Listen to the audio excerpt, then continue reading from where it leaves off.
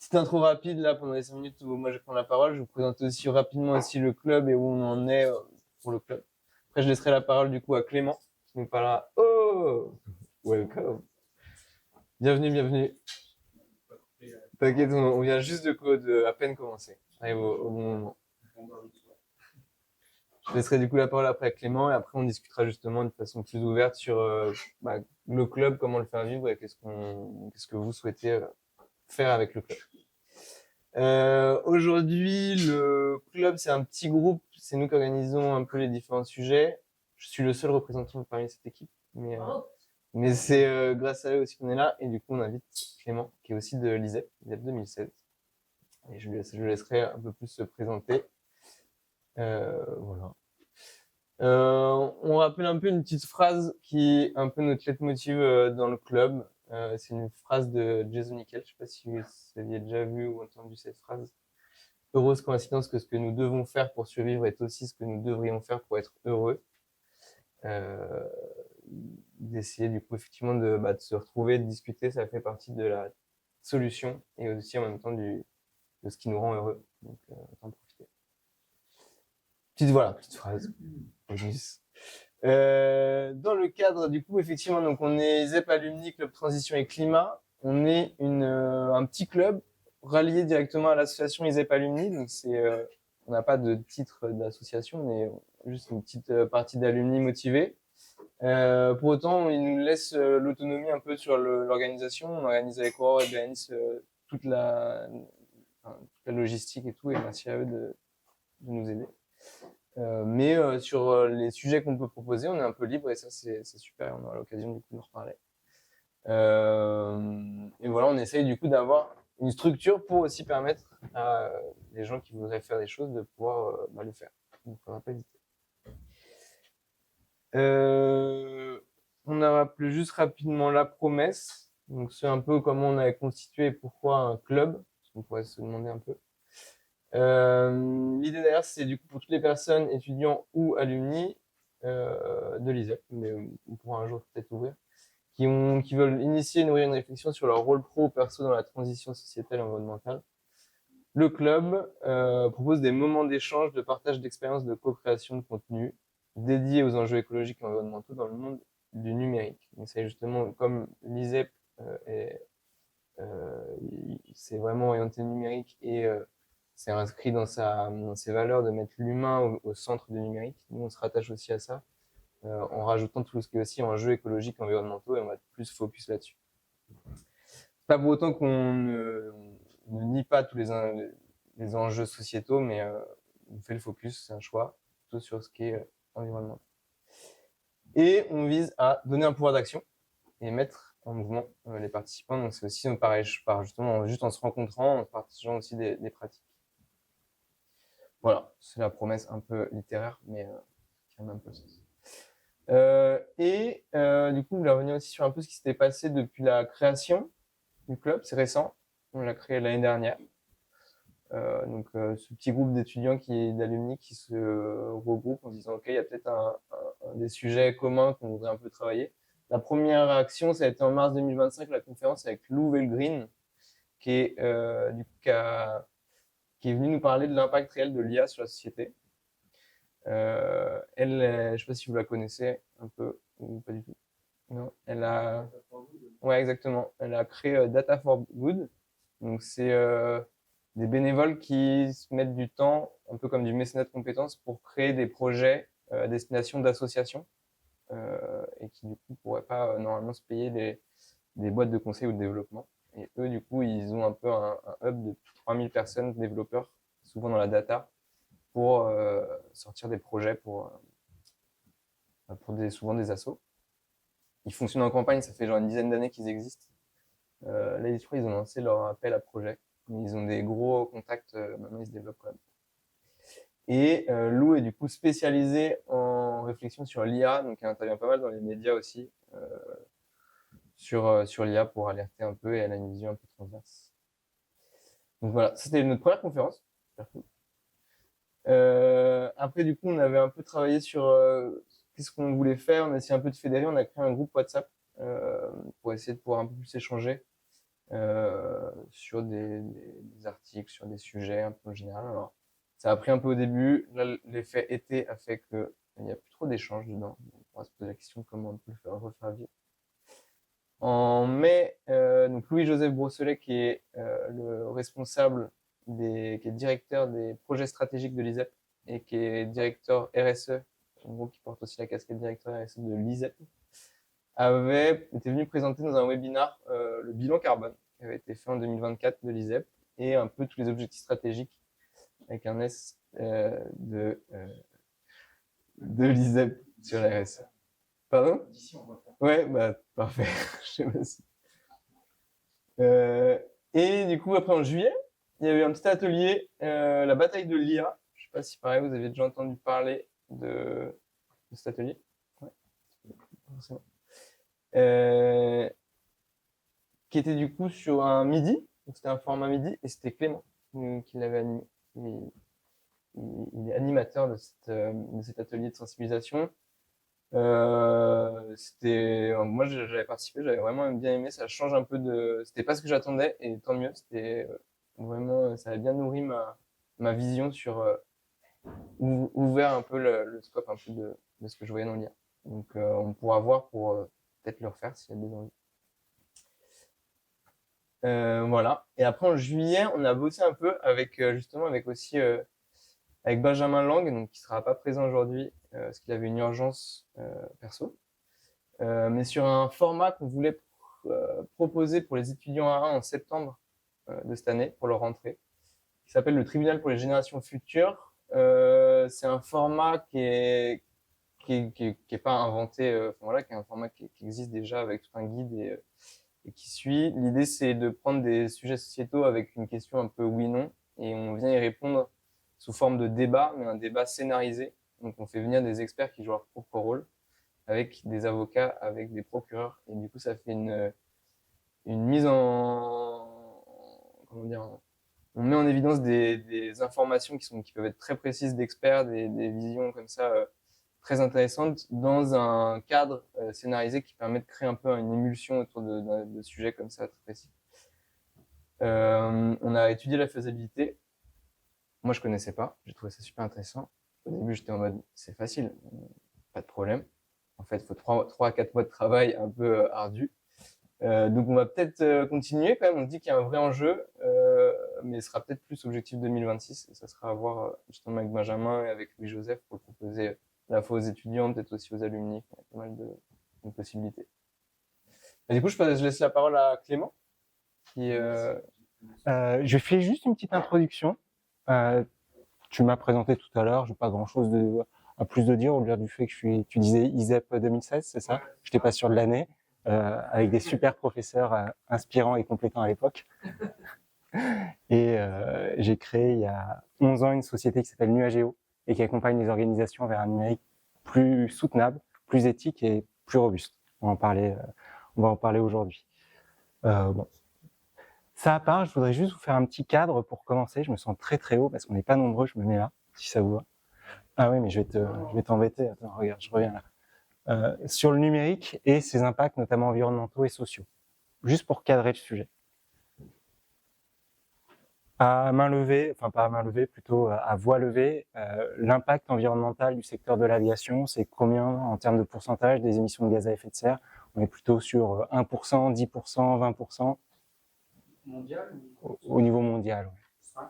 Ouais, pas mal. Tout le monde est d'accord avec 5? Moi, je crois. Ouais, on est entre 2,5 et 5% en fonction de ce qu'on prend en compte. Bon, j'ai pris une source, on pourrait les comparer, mais flotte de camions, on est à peu près à équivalent, 4,5. Et le numérique? Comment? 2? 4, c'est pas mal. Hein. Les chiffres de l'ADEME de 2025, basés sur des données de 2022, nous disent 4,4%. En France. Avec le petit drapeau. Dans le monde, rapport Green IT 2025, 3,4%. Bon, c'est sensiblement le même ordre de grandeur, on va dire 3-4%. Ça vous va comme chiffre? Et quand on parle d'émissions de gaz à effet de serre, on parle principalement de dérèglement climatique, ce qui est un gros sujet. En tout cas, c'est un sujet qui préoccupe notamment les entreprises, beaucoup les politiques et les citoyennes et les citoyens, mais c'est pas le seul sujet. Si on prend le sujet numérique responsable au sens large, on a des thématiques d'émissions de gaz à effet de serre, évidemment. C'est pas parce que c'est pas le seul sujet que c'est pas un sujet. De consommation d'énergie primaire, ça vous en avez peut-être déjà entendu parler. De consommation de métaux, notamment de ressources abiotiques pour fabriquer nos équipements, nos PC, nos téléphones, nos serveurs. Des sujets de pollution, de déchets. Et puis, il y a toute une partie humain et société. Inégalité d'accès. On a 15% des personnes en France, 15%, ça me paraît énorme à chaque fois que je le dis, qui sont en difficulté d'accès à des usages essentiels du numérique. Que ce soit parce qu'ils n'ont pas les compétences, parce qu'ils n'ont pas les moyens d'avoir accès ou de s'acheter du matériel. 15%.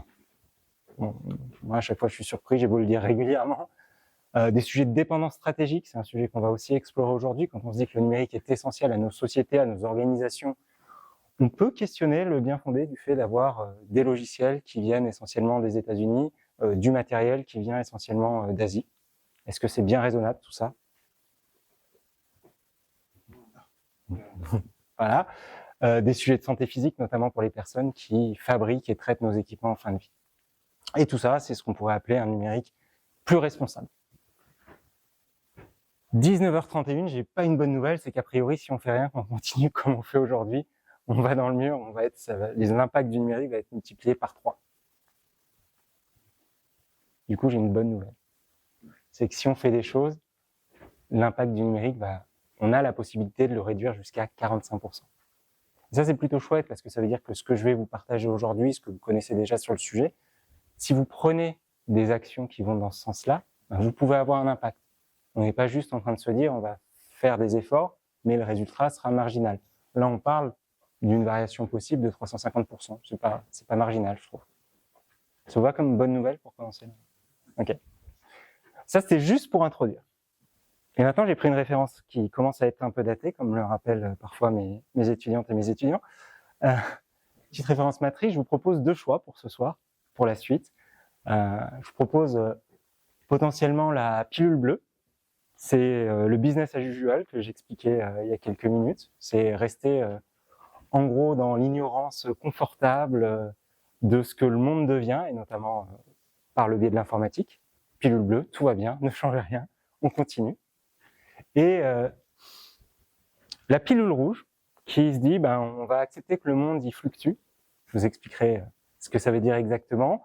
Ça va piquer un petit peu, mais l'idée, ça va être de se dire comment on peut devenir robuste et surtout comment on peut construire des systèmes plus soutenables, plus durables, plus robustes dans ce monde contraint et faire en sorte que ce soit plutôt agréable. Ça vous va comme programme? Je continue un petit peu sur la pilule bleue. Le ne changez rien, ça va bien se passer, tout va bien. Vous y croyez ou pas? Juste, non? Vous sentez un peu d'ironie ou pas? Okay. Ça ne veut pas dire que c'est pas possible. C'est peu probable, mais ce qui ne veut pas dire que c'est pas complètement.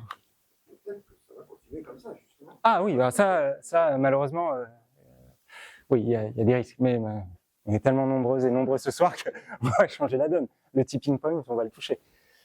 Généralement, en fait, quand on parle d'impact environnemental du numérique, mais d'impact social aussi, ce qu'on a derrière comme type d'action, c'est les choses que vous connaissez, c'est de la sensibilisation, c'est questionnement du besoin, c'est allonger la durée de vie du matériel, réduire notre quantité d'applications. Et tout ça, c'est, si je le résume un peu trivialement, la sobriété. Ok? Vous me dites, si vous n'êtes pas d'accord avec mes salles, on est 12, même pas, vous avez le droit de me contredire. Comment? On va ajouter des acclamations après.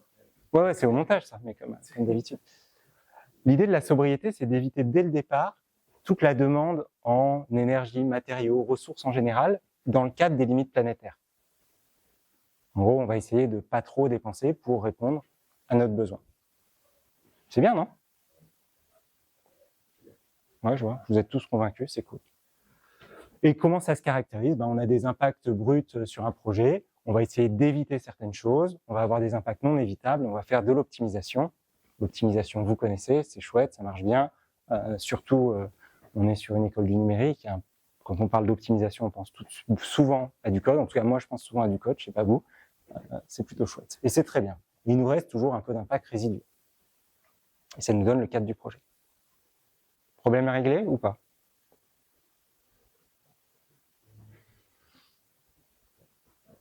Bah, pas tout à fait.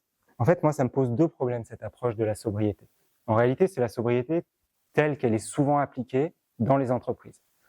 Le premier problème que ça me pose, c'est que globalement, si on optimise, si on réduit les impacts, ben on va avoir tendance à faire face à l'effet rebond. L'effet rebond, je précise ou pas? Oui. L'effet rebond, qu'est-ce que c'est? En fait, c'est un principe qui est souvent observé, c'est que les gains d'efficacité, notamment énergétique, induits par une innovation technologique, sont compensés par une augmentation des usages. Je comprends que ça vous laisse un peu baba. Parce que je vais vous donner un exemple. Par exemple, quand on est passé du réseau 3G au réseau 4G, une antenne 4G, ça consomme moins d'énergie qu'une antenne 3G. Donc, on peut se dire, à usage constant, si, c'est pas forcément le cas, mais si je remplaçais mes antennes 3G par des antennes 4G, je vais avoir une baisse de ma consommation énergétique et donc de mon impact environnemental. OK avec ça? Pas de chance.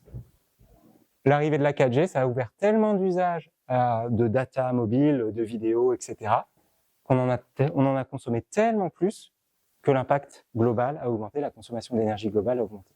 Effet rebond. Plus clair? Ouais.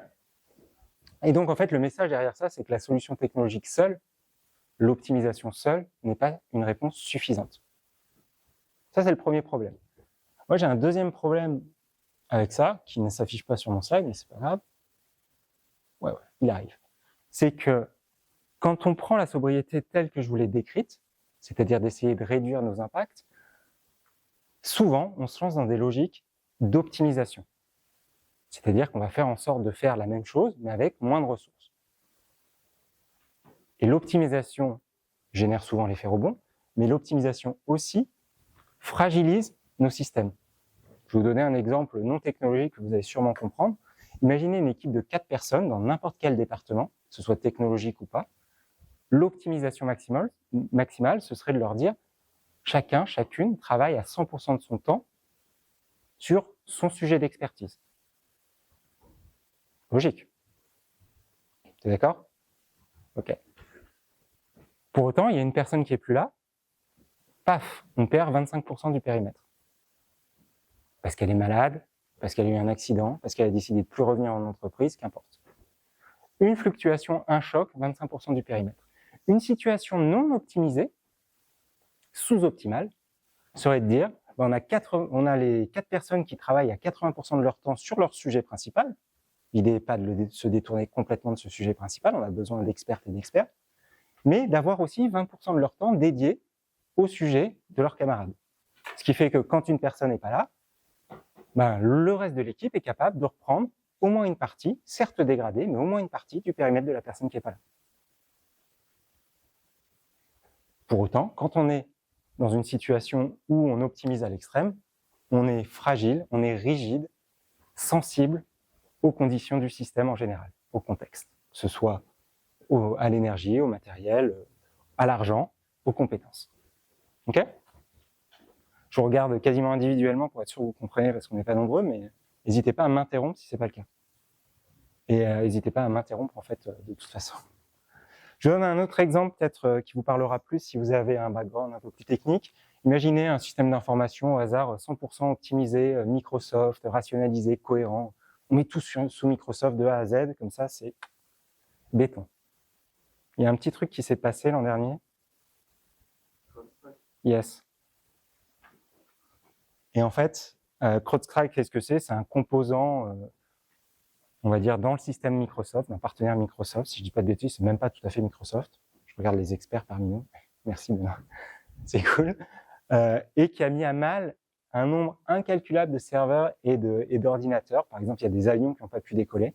Est-ce que c'est une mauvaise chose? Je ne sais pas, mais en tout cas, voilà. Il y a des distributeurs de billets de banque qui ne pouvaient pas fonctionner. Et donc, en fait, un système homogène, ultra optimisé, ça peut tomber si une composante commune de ces systèmes est altérée. L'optimisation génère de la fragilité. J'ai une question. Est-ce que c'est nécessairement d'optimisation ou est-ce que c'est un manque de diversification? Parce que voilà, l'exemple, là, pour moi, c'est plus un manque de diversification que d'optimisation. Même si je vois bien qu'il y a des dimensions d'optimisation. Mais... Tout à fait. Très précisément, c'est un manque de diversification, un manque d'hétérogénéité dans le système. Mais je le prends par le biais un peu commun, un peu générique de l'optimisation, mais ça va dans ce sens-là. Et on pourrait se dire, en fait, optimiser et fragile, c'est une situation qui est acceptable parce qu'a priori, on s'est tapé des Covid, on s'est tapé des CrowdStrike, on s'est tapé des Spruce Pine, je ne sais pas si ça vous dit, mais ça vous parle, il y a eu des inondations dans des mines de silice aux États-Unis qui a perturbé la production de semi-conducteurs dans le monde. Bon, mais bon, il y a eu un blackout en Espagne il y a quelques mois, mais a priori, on est toujours là. Donc ça va. C'est pourquoi moi, j'ai jamais de forme. Non, j'ai pas de certitude là-dessus. Mais a priori, on est toujours là. Donc on pourrait se dire, jusque-là, ça passe. Ok? Tout va bien, on s'abrouille un peu, mais ça passe. Et en vrai, ça passe pas. Parce que on est en train, en tout cas, on est dans un changement de paradigme, à mon avis, en tout cas, c'est ce que je vous partage ce soir, et on vit dans un monde qui va être de plus en plus incertain. Donc ces fluctuations, ces chocs, comme ceux que je vous ai énoncés juste avant, a priori, il va y en avoir de plus en plus. Pourquoi? Parce qu'on est passé d'un monde plutôt stable, où on pouvait prévoir l'avenir, parce qu'il y avait peu de crises, il y avait des systèmes qui étaient prévisibles, des temps longs, on pouvait contrôler, à un monde, j'avance un petit peu, qui est fluctuant. Fluctuant par différents types de crises, des changements environnementaux, vous le savez, changements sociaux, changements technologiques, changements géopolitiques. Ce qui fait qu'a priori, et malheureusement on le voit tous les jours, il va y avoir de plus en plus de chocs dans le monde, divers, variés, imprévisibles, mais avec lesquels on va devoir apprendre à vivre. Et je vous ai mis ce petit graphique du World Economic Forum qui parle des 10 risques au niveau mondial les plus probables selon les gens qui ont été interrogés. On est sur des conflits armés, des événements météorologiques extrêmes, des problèmes géoéconomiques, etc. Donc a priori, on n'est pas les seuls à penser ça. Et ce monde fluctuant, qu'on pourrait appeler aussi VUCA, je ne sais pas si vous avez déjà croisé ce terme, alors je le regarde parce que je ne le connais pas par cœur, mais Volatility, Uncertainty, Complexity, Ambiguity, a priori, ça va être la nouvelle norme. C'est pas considéré comme étant une crise, parce qu'une crise, c'est quelque chose qui vient et qui s'en va, mais en fait, ce monde qui est par nature fluctuant, a priori, on va devoir apprendre à vivre avec. Et pour apprendre à vivre avec, pilule rouge. Ok? Pilule rouge, ça va piquer un peu, mais ça va être bien. Mais pour le moment, ça va d'abord piquer et après, ça va être bien. Donc, reste avec moi. Dans un monde fluctuant, on peut imaginer qu'en fait, on peut même le constater par expérience, que le numérique peut induire, vous le conjuguez comme vous voulez, un risque fort dans les organisations. C'est-à-dire que quand vous avez un projet numérique qui va arriver dans vos organisations, vous le passez au prisme du monde fluctuant avec une raréfaction des ressources, des enjeux environnementaux, des enjeux technologiques, une fracture sociale, des enjeux géopolitiques. Globalement, le risque inhérent à l'utilisation de services numériques critiques dans vos organisations va augmenter. Est-ce que c'est tous les services numériques? Pas forcément. On va dire que les plus critiques, ça va être ceux pour lesquels vous avez un service dans vos organisations qui est critique en lui-même, au-delà de l'utilisation du numérique, et pour lequel vous n'avez pas de solution non numérique. Et globalement, le risque d'utilisation de ces services-là va augmenter. Je vous donne un exemple. Ça, c'est extrait d'un jeu qui s'appelle Fluctuality, que j'ai co-créé il y a quelques mois sur ce sujet-là, mais TSMC à main levée, vous savez ce que c'est? Ouais, vas-y, c'est quoi? Ouais, c'est les fabricants de puces. Je prends de l'eau, je reviens, t'inquiète pas. Ouais, exactement. Très bonne transition. Est-ce que ceux qui connaissent TSMC, vous avez une idée de quelle est la part de marché de TSMC dans la production de puces informatiques mondiale? Un peu moins. Un peu plus. 64 en termes de chiffre d'affaires. Mais TSMC, c'est dans une région du monde où il n'y a pas de risque climatique, il y a un accès à l'eau sécurisé, il n'y a aucun risque géopolitique. Taïwan, bien sûr, je rigole. Tout à fait, tout à fait. Non, je prends cet exemple, on pourrait en prendre d'autres. Hein. C'est tout à fait vrai. TSMC, c'est à Taïwan, donc avec des relations un petit peu conflictuelles avec la Chine, ça vous va si je le dis comme ça, pour pas rentrer dans le détail. D'autres problèmes aussi, accès à l'eau. On a besoin d'énormément d'eau, vous le disiez à l'instant, pour fabriquer ces puces-là.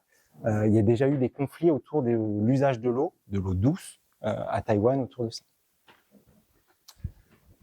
Et quand je parle de TSMC, on pourrait très bien se dire que votre entreprise dépend de TSMC indirectement par le biais des opérateurs de premier ordre. Par exemple, si vous voulez acheter des PC, vous allez vous adresser à Dell, qui va lui-même s'adresser indirectement aussi, la chaîne est beaucoup plus longue, à des opérateurs comme TSMC.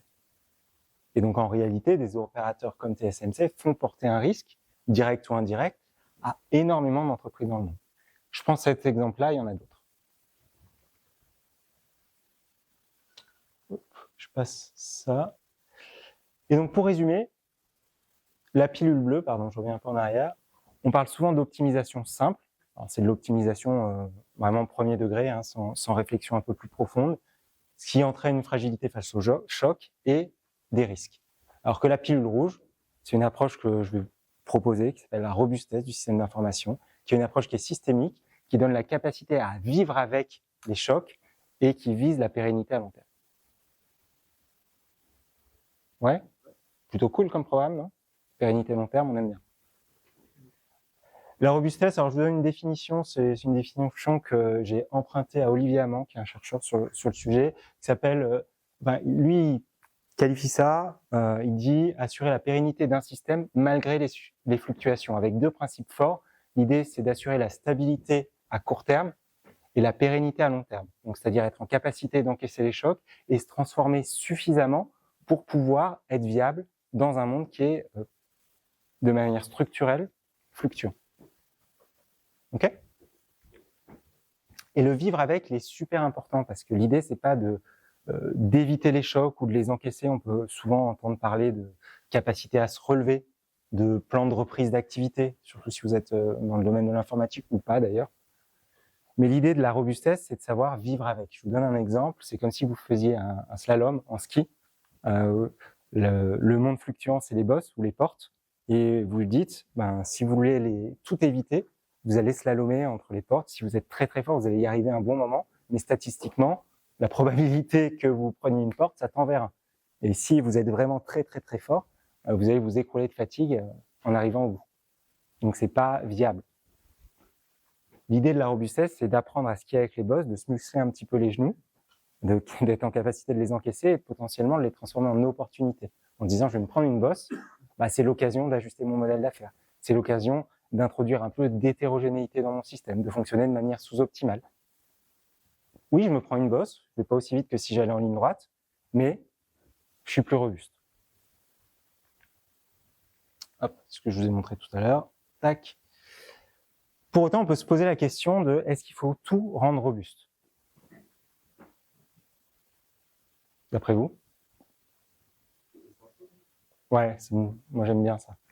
En fait, tout rendre robuste, ce serait un peu une ineptie. Pourquoi ? Parce que la robustesse, elle est consommatrice d'énergie, de ressources, de plein de choses.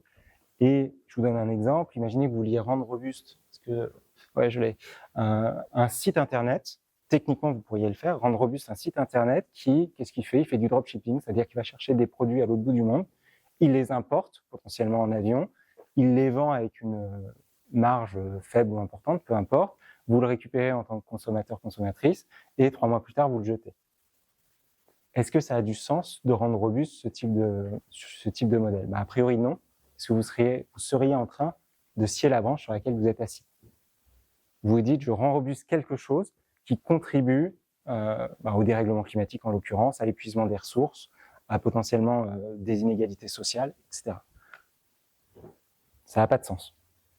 Le but est de rendre robuste ce qui est essentiel et ce qui contribue aussi au bien commun dans le cadre des limites planétaires.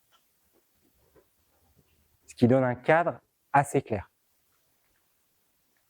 Et donc, l'idée d'appréhender le système d'information par le prisme de la robustesse, c'est une occasion de questionner la raison d'être de l'entreprise. Vous êtes avec moi en cette fin de journée ? Ok. Comment on fait tout ça? Pour commencer, je vais vous partager l'état d'esprit dans lequel il faut se mettre. Alors, je pense que vous avez un petit peu compris, c'est l'état d'esprit de la pilule rouge. Accepter l'incertitude. Je veux dire que c'est OK qu'il y ait des choses qu'on ne soit pas capable de prévoir. On va avoir des choses qui vont arriver. Ça va pas forcément faire du bien, mais c'est le fonctionnement du monde nominal. Accepter l'incertitude. Accepter qu'on ne soit pas capable de prévoir. C'est un peu comme si vous faisiez, je sais rien, une course d'endurance. Vous savez qu'à un moment donné, il y a un truc qui va mal se passer. Vous allez être un peu essoufflé, vous allez avoir faim, vous allez vous faire mal aux pieds. Vous savez pas ce qui va arriver. Mais par contre, vous pouvez vous préparer en vous disant, à un moment donné, il y a quelque chose qui va arriver et j'arrive à vivre avec. J'arrive à me dire, pendant quelques kilomètres, je vais pas être bien. J'arrive à me dire, là j'ai mal aux pieds, donc je sais ce que je fais quand j'ai mal aux pieds, je ralentis un petit peu, puis je repars. Je me prépare. Pardon. Dépasser la logique d'optimisation, je me suis déjà étendu là-dessus, et surtout cadrer les usages par la sobriété. Pourquoi c'est essentiel? Parce que j'ai commencé par parler de sobriété en disant c'est pas terrible, en tout cas dans la manière dont c'est appliqué. L'idée réelle de la sobriété, c'est pas simplement d'optimiser, c'est aussi de questionner l'impact positif des usages. Ça, c'était l'état d'esprit. Maintenant, je vais vous donner 2 principes fondamentaux de la robustesse des systèmes d'information. Le principe de non-régression. Alors, c'est un peu théorique, c'est un peu barbare, mais en fait, l'idée, c'est de se dire que quand vous introduisez du numérique, vous pouvez remplacer le numérique par IA, ça marche aussi, dans vos organisations, il faut se dire que vous gardez la capacité à faire des choses. Le but, c'est que si vous l'enlevez, ça n'entraîne pas une régression qui soit trop dangereuse pour vous. Alors attention, imaginez que vous aviez un chatbot qui donne des informations sur votre site internet institutionnel. Vous l'enlevez, c'est pas critique, ça pose pas de problème. Vous n'aurez plus les informations, en tout cas pas de la même manière, mais c'est pas un problème. Par contre, si vous dites que sans numérique ou sans IA, vous n'êtes plus en capacité de faire tourner votre chaîne de prod, du tout, pendant très longtemps, même de manière dégradée, là, ça pose un problème. Principe de non-régression. Et le deuxième, c'est le principe de résilience, mais de résilience contrainte. C'est se dire que quand le premier principe ne veut pas être respecté, parce qu'en réalité, il ne peut pas être respecté tout le temps, je pense que vous le ressentez assez bien, parfois on met du numérique, mais on n'a pas d'autre choix que de mettre du numérique. Eh bien, il faut rendre ce processus-là, cet outil numérique-là, ultra solide. Et c'est de se dire d'accepter de faire des dépenses énergétiques, en matériel, peu importe, même des émissions supplémentaires de gaz à effet de serre, plus importantes, parce que ce processus est essentiel. Et ça marche uniquement si on s'inscrit dans un cadre un peu global. Je pourrais vous envoyer les slides si ça vous intéresse. Si on s'inscrit dans un cadre un peu global de sobriété, de limites planétaires et de bien commun. Parce qu'encore une fois, sinon, on scie la branche sur laquelle on est assis. Un poil plus concret, les leviers. Alors, je vais les présenter rapidement, on pourra en parler si ça vous intéresse, parce que ça fait un peu liste à l'après-vert. Mais l'idée, c'est pareil, on s'appuie sur ces 2 principes de non-régression et de résilience contrainte au service de la raison d'être de l'organisation, du bien commun, vous l'appelez comme vous voulez. L'idée, c'est de se dire qu'on va commencer par essayer de tendre vers plus d'autonomie stratégique, en se disant qu'on essaie de réduire les verrouillages techniques et contractuels pour rester maître de ses choix et de ses trajectoires technologiques. Je vous donne un exemple, vous êtes sous VMware, au hasard, je ne sais pas si ça vous parle, vous n'avez pas de maîtrise sur qui va racheter VMware.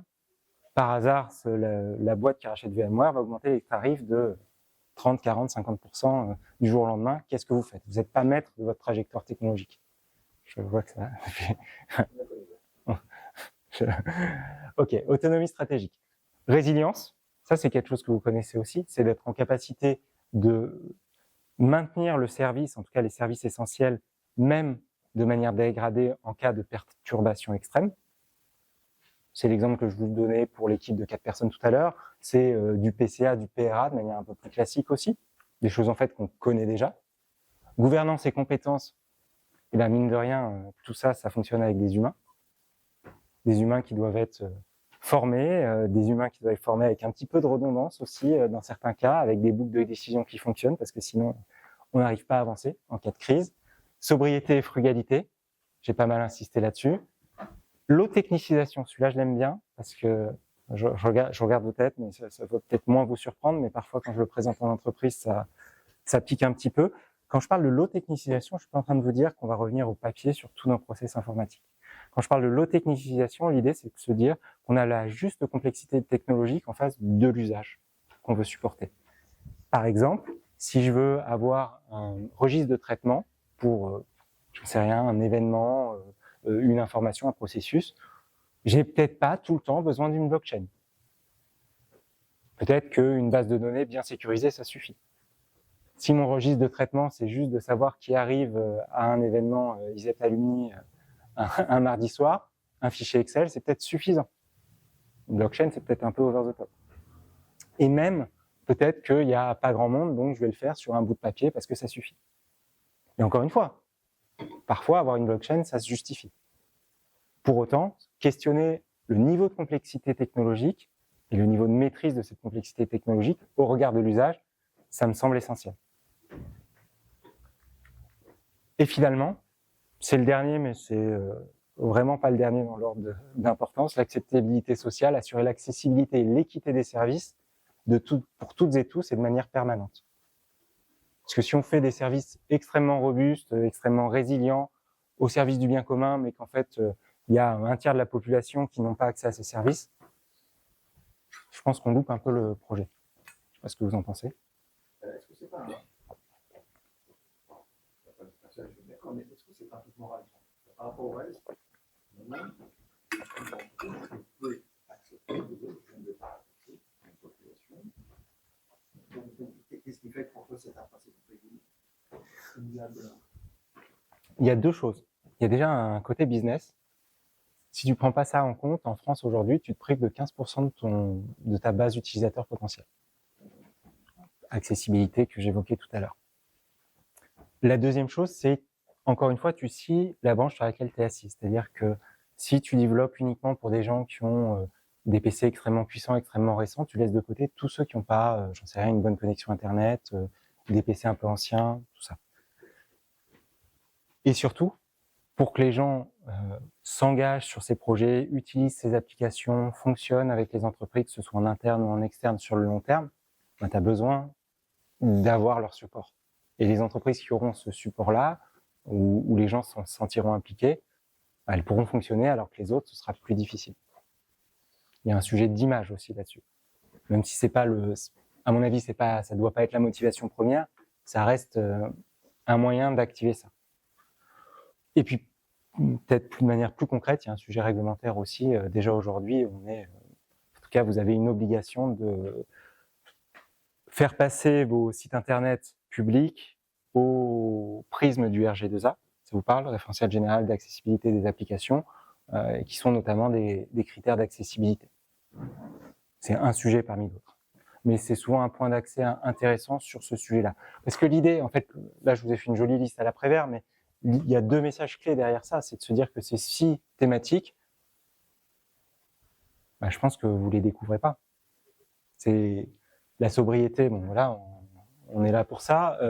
L'eau-technicisation, finalement, c'est juste se poser la question de qu'est-ce que je mets comme complexité technologique face à mon usage en essayant de faire en sorte d'avoir un peu plus de maîtrise.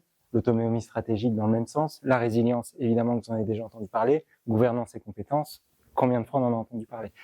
L'idée est surtout de se dire, on va capitaliser sur ce qu'on fait déjà faire sur chacun des blocs et on va essayer de les adresser de manière globale. Par contre, il y a très peu de nouvelles choses en tant que telles à mettre en place. C'est pas une révolution sur la manière dont on va faire du système d'information.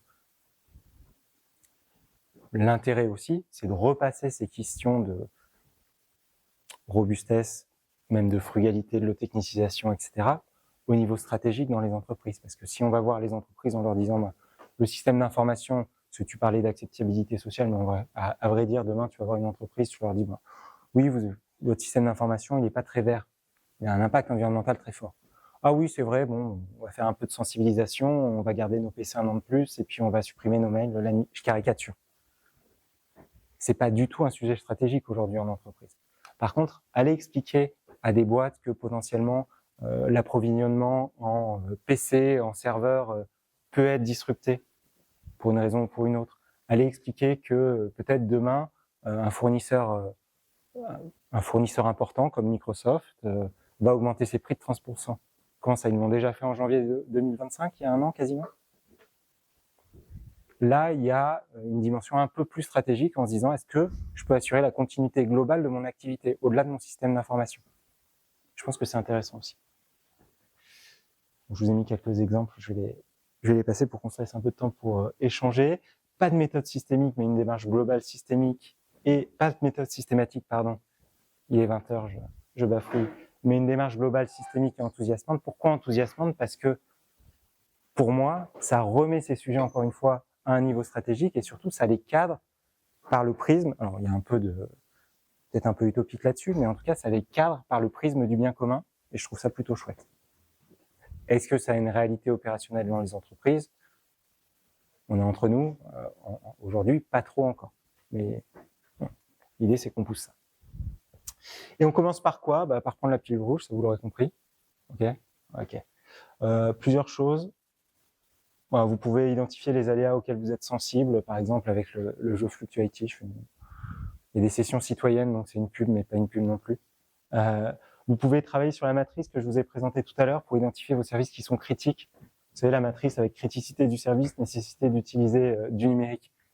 Remplacez-la par IA, numérique par IA, elle est assez intéressante aussi si vous prenez conscience de certaines choses. Et potentiellement, comment intégrer dès maintenant la robustesse dans les stratégies SI. Alors dès maintenant, c'est un peu anticipé. Il y a un livre blanc sur le sujet qui va sortir à la fin de l'année, qui donnera des pistes assez concrètes, mais vous pouvez aussi vous appuyer sur, ça met du temps à apparaître, sur ce que je vous ai proposé. Voilà pour moi. On peut échanger. J'espère que c'était clair.